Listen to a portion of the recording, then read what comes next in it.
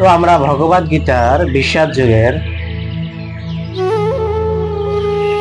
বিষয়ে আমরা আলোচনা করতেছি ধারাবাহিকভাবে। আজকে হচ্ছে সেই কালকে আমরা আলোচনা করেছিলাম 16 থেকে 18 নম্বর শ্লোক,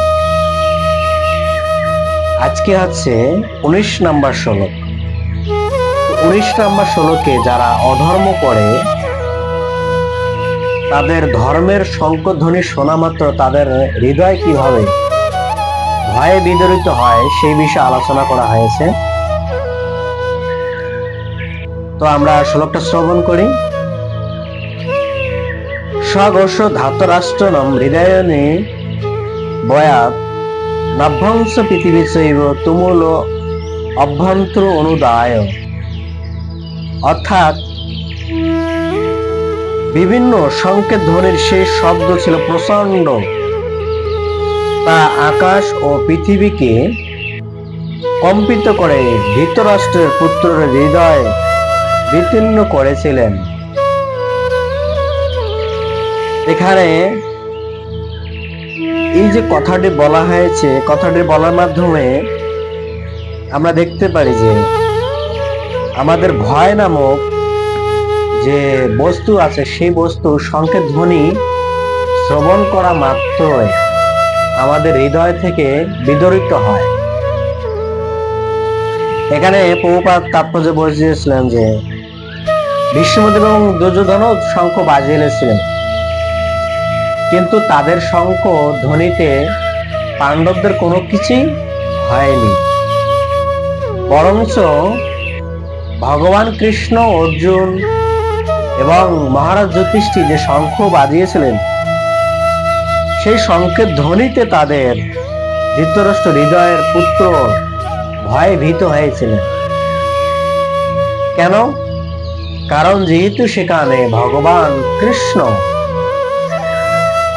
স্বয়ং তাদের পক্ষে অর্থাৎ অর্জুনের পক্ষে হয়ে তিনি পাঞ্চজন্য নামক শঙ্খ বাজিয়েছিলেন, যে শঙ্খটা অত্যন্ত মাহাত্ম্যপূর্ণ।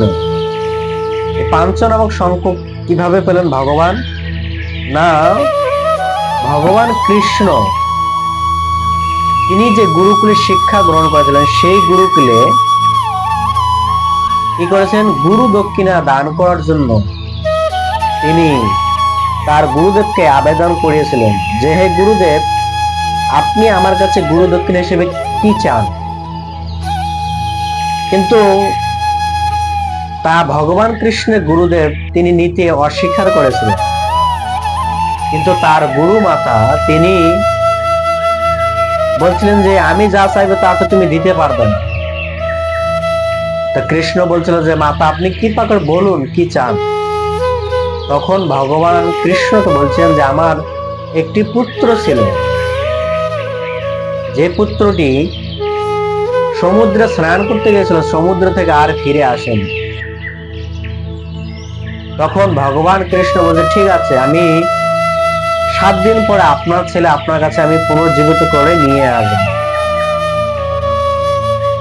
ভগবান প্রথমে সমুদ্রকে আহ্বান করেন, সমুদ্র দেবতা আসেন, ভগবান কৃষ্ণকে বলেন যে হে প্রভু, আমার কাছে সেই সন্তান বা সেই ব্রাহ্মণের পুত্র আত্মা আমার কাছে নেই, তবে আপনি আমার গর্ভে ভিতরে দেখতে পারেন এক অসুর বাস করে, সেই অসুর হয়তো তাকে মারতে পারে, আপনি তার সাথে সে কথা বলেন।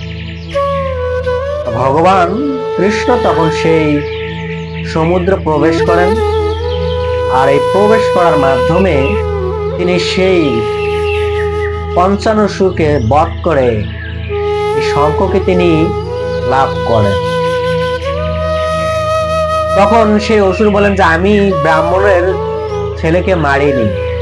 তখন তিনি সরাসরি সেই শঙ্খ নিয়ে বলরাম এবং কৃষ্ণ সরাসরি যমলোকে চলে যান। তো যমলোকে যখন চলে গেছেন তখন যমদূতের দ্বারপাল দেখে তারা অবাক হয়ে গেছে। কেন অবাক হয়ে গেছেন? যেখানে জীবিত মানুষ তো সরাসরি যমলোকে আসতে পারে না, এই জন্য তারা অবাক হয়ে গেছে।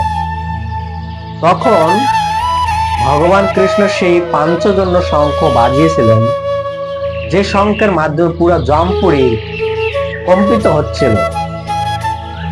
তখন মহারাজ যম তিনি চিন্তা করলেন, কি হলো এমন যে আমার জমপুরি কম্পিত হচ্ছে। তখন তিনি সিংহাসন সহ বেরিয়ে এসে দেখেন যে তার আরাধ্য প্রভু ভগবান কৃষ্ণ তার দুয়ারে এসেছেন। তখন যমরাজ তার সিংহাসন থেকে নেমে ভগবানকে প্রণাম করে ভগবানের কাছে বললেন, হে প্রভু, এই দাসের প্রতি কি আদেশ আছে, কৃপা করে আপনি আমাকে বলুন। তখন ভগবান কৃষ্ণ তাকে বললেন যে আমি আমার গুরুদেবকে কথা দিয়ে আসছি, অর্থাৎ আমার গুরুমাকে কথা দিয়ে আসছি, সেই ব্রাহ্মণের আত্মাকে আপনি ফিরিয়ে দেবেন। আমার গুরু দক্ষিণ হিসেবে তাকে আমি ফিরিয়ে দেব। তখন যমরাজ ধ্যানে সেই আত্মাকে খুঁজছেন, খুঁজে ভগবান কৃষ্ণের হাতে তুলে দিয়েছিলেন সেই আত্মা। তখন কৃষ্ণ কি করেছেন, সেই আত্মা এবং এসে তাকে সরাসরি দেহ প্রদান করার মাধ্যমে তিনি তার গুরু মাতার কাছে গুরু দক্ষিণা হিসেবে প্রদান করেছিলেন। তখন ভগবান কৃষ্ণের গুরুদেব সন্দীপ মুনি তিনি অত্যন্ত প্রসন্ন হয়েছিলেন। তখন সন্দীপ মুনি তাকে ভগবানকে আরো আশীর্বাদ করেছে যে তুমি এই ব্রহ্মাণ্ডের সর্বস্ব অধীশ্বর। এখান থেকে সে পঞ্চজনক শঙ্খ ভগবান কৃষ্ণ লাভ করেন, যে শঙ্খ বাজার কারণে ধৃতরাষ্ট্র পুত্রদের হৃদয়ে ভয়ে ভীত হয়েছিল। আর এই ভয়ে ভীত হওয়ার কারণে ধৃতরাষ্ট্র পুত্ররা যেহেতু তারা অধার্মিক, তাই তারা সেই ধার্মিক শঙ্খের বাণী শ্রবণ করে তার এদের হৃদয়ে বিচ্ছিন্ন হয়েছিলেন। আজকের সেই আলোচনা থেকে আমরা শিখতে পারি যে যারা অধর্ম করে তাদের হৃদয়ে সবসময় ভয় থাকে। যারা ধর্মের পথে চলে তারা কখনো ভয় ভীত হন না, কেননা সে জানে আমি কার দাস, ভগবানের দাস। অর্থাৎ ভগবান যদি চায় তাহলে আমি পৃথিবীতে থাকবো, আর ভগবান না চাইলে আমি পৃথিবীতে থাকবো না। এটাই হচ্ছে ধৃতরাষ্ট্র পুত্র এবং মহারাজ যুধিষ্ঠির মধ্যে পার্থক্য ছিল এটি যে তারা ধার্মিক ধর্ম যাপন করে ভগবান কৃষ্ণের প্রতি পূর্ণাঙ্গ শরণাগতি ছিল, কিন্তু ধৃতরাষ্ট্র পুত্রের সেই শরণাগতি ছিল না। তো অবশ্যই আমার ইউটিউব চ্যানেল ভালো লাগলে আমার ইউটিউব চ্যানেল সাবস্ক্রাইব করবেন, লাইক দিবেন, কমেন্ট করে জানাবেন কেমন হয়েছে।